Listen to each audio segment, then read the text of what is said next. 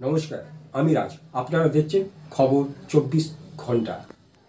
হ্যাঁ দাদা, আজকে দেখা যাচ্ছে কি অনেক লিফলেট যেটা মানে কাগজের মধ্যে পাওয়া যাচ্ছে, তার মধ্যে হুগলি লোকসভার বিজেপি প্রার্থী লকেট চট্টোপাধ্যায়ের নামে কি বলবেন আপনি? দেখুন, আমরা এই নির্বাচন চলাকালীন আমরা বিভিন্ন জায়গায় দেখতে পাচ্ছি লকেটদের নামে আজে বাজে নানা রকম পোস্টার কিছু লোক ছড়াচ্ছে। তবে আজকে যেটা হয়েছে সেটা তো আরও দুর্ভাগ্যজনক।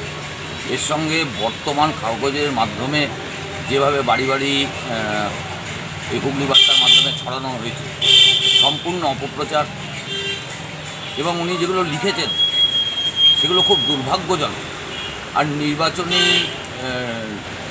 বিধি অনুযায়ী শেষ 36 ঘন্টায় এইসব কিছু করা যায় না। অবিলম্বে প্রশাসনকে বলবো এনাদের বিরুদ্ধে ব্যবস্থা নেওয়া উচিত, যে দলেরই হোক। কোনো দলের বিরুদ্ধে এরকম করে অপপ্রচার চালানো উচিত না। কী নাম? আলটিমেটলি তিনি আমাদের একজন সাংসদ। কী নাম? আমার নাম ঋতব্রত সেনগুপ্ত, আমি হুগলি বিজেপির একজন কার্যকর্তা। হ্যাঁ হ্যাঁ, আরও কিছু কিছু এই যে অপপ্রচারের বিরুদ্ধে আমি আরও কিছু কিছু কথা বলি। লকেটদি প্রচুর কাজ করে, তৃণমূলের মতো নয় যে 100 টাকার কাজ করে 500 টাকার প্রচার। উনি সেই প্রচারের মধ্যে আসতে চাননি। উনি প্রচুর লোককে, প্রধানমন্ত্রীর হেলথ রিলিফ ফান্ড থেকে প্রচুর লোকে ক্যান্সারের ট্রিটমেন্টের ব্যবস্থা করেছেন। তার সব প্রমাণ আছে।